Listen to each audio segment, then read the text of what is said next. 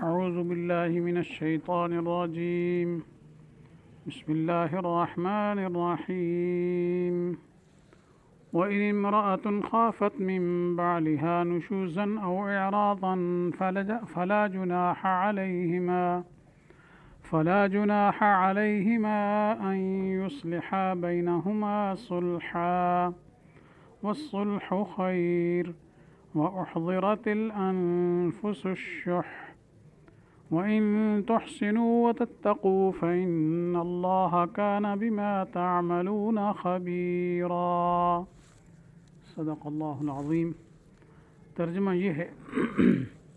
اور اگر کسی عورت کو اپنے شوہر سے غالب احتمال زیادتی یا بے پرواہی کا ہو تو دونوں کو اس امر میں کوئی گناہ نہیں کہ دونوں آپس میں ایک خاص طور پر صلح کر لیں، اور یہ صلح بہتر ہے، اور طبیعتیں تو حرص و بخل کی طرف مائل ہوتی ہیں، اور اگر تم اچھا برتاؤ رکھو اور احتیاط رکھو تو بلا شبہ حق تعالیٰ تمہارے اعمال کی پوری خبر رکھتے ہیں. تو عورتوں کے حقوق کا ذکر ابتدائی صورت میں ہوا تھا، جیسے کل کے درس میں میں نے عرض کیا تھا کہ ابتدا میں جو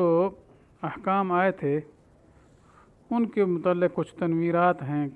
تو یستفتونک فی النساء، پچھلی آیت بھی تنویر تھی پہلے احکام پر، اب یہاں بھی اسی طریقے سے، چونکہ پہلے عورتوں کے حقوق کا ذکر آ چکا ہے اور سورۃ بقرہ میں بھی بعض احکام آ چکے ہیں، تو اس آیت اور اگلی آیات میں بھی ازدواجی زندگی سے متعلق بعض صورتوں کا ذکر ہے اور ان کی بابت ہدایت ہے تاکہ میاں بیوی کے تعلقات آپس میں اچھے ہو جائیں. اور ازدواجی زندگی میں یہ جو تلخ پہلو بھی ہر جوڑے کو کبھی نہ کبھی پیش آ ہی جاتا ہے کہ ایک دوسرے سے رنجش اور کشیدگی آپس میں پیدا ہو جائے، اور یہ ایسی چیز ہے کہ صحیح اصول کے محتاط قابو پانے کی کوشش نہ کی جائے تو نہ صرف زوجین کے لیے دنیا جہنم بن جاتی ہے، بلکہ بعض دفعہ یہ گھریلو رنجش خاندان قبیلوں کی ایک دوسرے سے جنگ و جدال اور قتل و قتال تک نوبت پہنچا دیتی ہے. تو قرآن کریم نے مرد و عورت دونوں کے تمام جذبات اور احساسات کو سامنے رکھ کر ہر فریق کو ایسا نظام زندگی بتلایا ہے جس پر عمل کرنے کا لازمی نتیجہ یہ ہے کہ انسان کا گھر دنیا ہی میں جنت کا نمونہ بن جائے، گھریلو تلخیاں محبت اور راحت میں تبدیل ہو جائیں، اور اگر ناگزیر حالات میں علیحدگی کی نوبت بھی آ جائے تو وہ بھی خوشگوار طریقہ اور خوش اسلوبی کے ساتھ ہو، عداوت، دشمنی اور اظہار ثانی کے جذبات کے تحت نہ ہو. چنانچہ یہ آیت ایسے حالات سے متعلق ہے جس میں غیر اختیاری طور پر میاں بیوی کے تعلقات کشیدہ ہو جائیں اور باہمی تلخی کی وجہ سے اس کا اندیشہ ہو جائے کہ باہمی حقوق کی ادائیگی میں کوتاہی ہو جائے گی.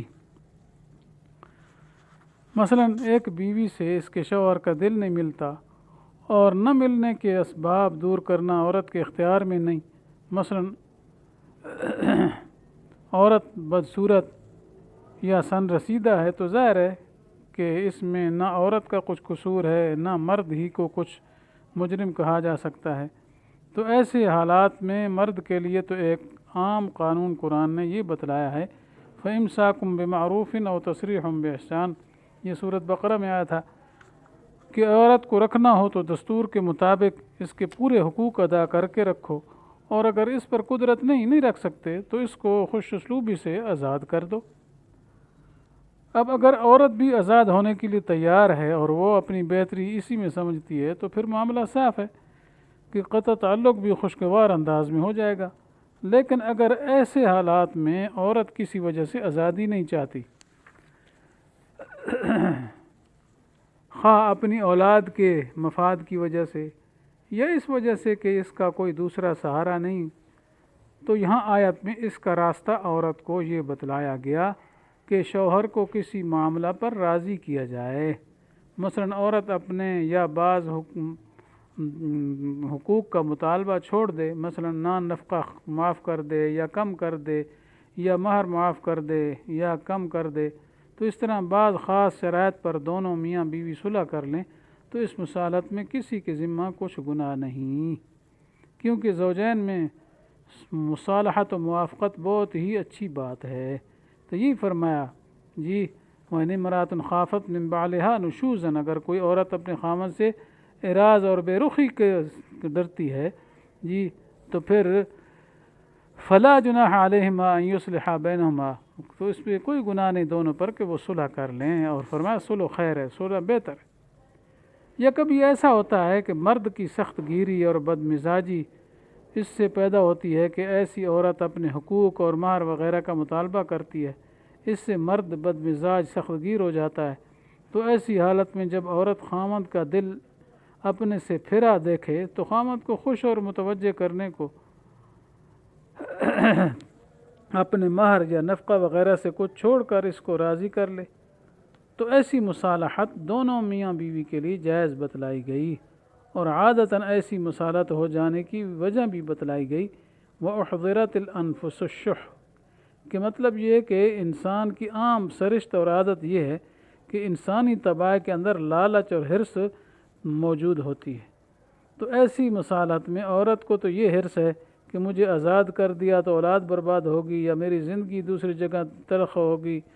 اور شوہر کو یہ لالچ ہے کہ جب عورت نے اپنا کل یا بعض مہر معاف کر دیا اور اس دوسرے حقوق کا بھی مطالبہ چھوڑ دیا تو اب اس کو رکھنے میں میرے لیے کیا مشکل ہے، اس لیے مصالحت پر کیا ہے وہ بھی تیار ہو جائے گا آسانی کے ساتھ۔ تو اب یہاں کیا ہے حقوق چھوڑنا لازم آ رہا ہے۔ تو بہرحال آیت کے شروع میں میاں بیوی کے باہمی اختلاف کے وقت صلح کا صرف جائز ہونا بتلایا گیا ہے۔ فلا جناح علیہما ان یصلحا، گناہ نہیں ہے، تو مقصد یہ جائز ہے صلح کر لے کہ دونوں میں سے کسی کو گناہ نہیں ہوگا۔ تو اگر آپس میں خاص شرائط پر صلح کر لیں اور گناہ نہ ہونے کے عنوان سے اس لیے تعبیر فرمایا کہ اس معاملہ کی صورت بظاہر رشوت کی سی ہے کہ عورت کی طرف سے شوہر کو مہر وغیرہ کی معافی کا لالچ دے کر ازدواجی زندگی کا تعلق باقی رکھا گیا ہے، لیکن قرآن کریم کے اس ارشاد نے واضح کر دیا ہے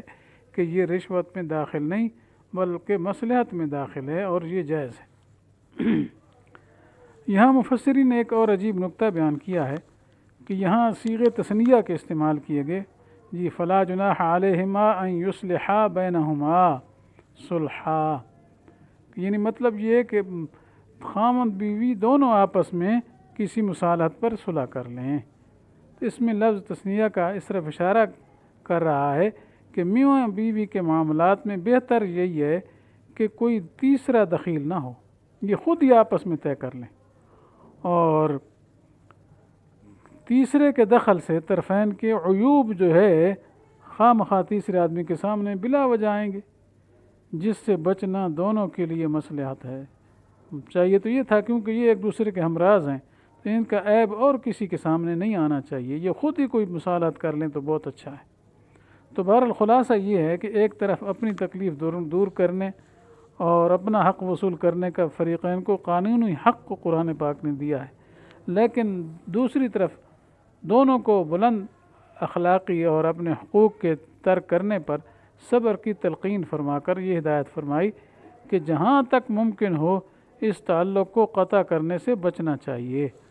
اور یہ کہ جانبین سے کچھ حقوق ترک کر کے کسی خاص صورت پر صلح کر لیں، تو یہ طریقہ بتایا گیا۔ اور آخر میں یہ بھی فرمایا وَإِن تُصْلِحُوا وَتَتَّقُوا، اور اگر تم صلح کر لو اور پھر آئندہ کے لیے احتیاط رکھو، یعنی ایک دفعہ صلح ہو گئی ہے تو آئندہ ایسی نوبت نہ آئے کہ آپس میں جھگڑا ہو، نزاع ہو یا ایک دوسرے سے دوری ہو، تو اس لیے آئندہ بھی کیا ہے تمہیں کیا کرنا چاہیے، اچھا برتاؤ رکھنا چاہیے اور پھر ایسی باتوں سے احتیاط بھی کرنی چاہیے۔ تو فإن اللہ کان بما تعملون خبیرا، تو چونکہ اس میں ظاہر بات ہے عورت کو بھی کچھ اپنے حقوق چھوڑنے پڑتے ہیں صلح کی صورت میں، مرد کو بھی کچھ تھوڑی بہت کیا اپنے حقوق چھوڑنے پڑے ہیں، تو فرمایا اگر تم نے ایسا کیا ہے جی تو اللہ تعالیٰ کو تو خبر ہے تمہارے اعمال کی، تو مطلب یہ اللہ تعالیٰ کے حکموں پر چل کر جب تم زندگی گزارو گے اور اس طریقے سے صلح کر لو گے تو اللہ تعالیٰ کو تمہارے اعمال کی پوری پوری خبر ہے، تو تمہیں کیا ان پر کیا ہے پوری پوری جزا ملے گی، چاہے یہاں صبر کرنا ہی پڑ گیا، آپ نے حقوق چھوڑنے ہی پڑ گئے، لیکن اللہ تعالیٰ تو جانتا ہے نا، تو اس وجہ سے جب وہ جانتا ہے تو پھر تمہیں کیا ہے اس کا ضرور اچھا بدلہ دے گا۔ اس لیے اس پر عمل کرنا چاہیے اور خواہ مخواہ اپنی زندگی کو خراب نہیں کرنا چاہیے، اور کوشش کی جائے کہ صلح ہو جائے، اور اگر صلح نہیں ہو سکتی تو پھر اس کے بعد آگے احکام بعد میں آ رہے ہیں، پہلے بھی گزر چکے ہیں جی۔ تو اللہ تعالیٰ سے دعا ہے کہ اللہ تعالیٰ ہمیں اپنی زندگی میں قرآنی ہدایات کے مطابق پورا عمل کرنے کی توفیق عطا فرمائے، اور ہمیں عورتوں کے ساتھ حسن سلوک کی توفیق عطا فرمائے، اور ہماری عورتوں کو بھی موافقت کی صلاحیت و ہدایت عطا فرمائے، آمین۔ وآخر دعوانا ان الحمد للہ رب العالمین۔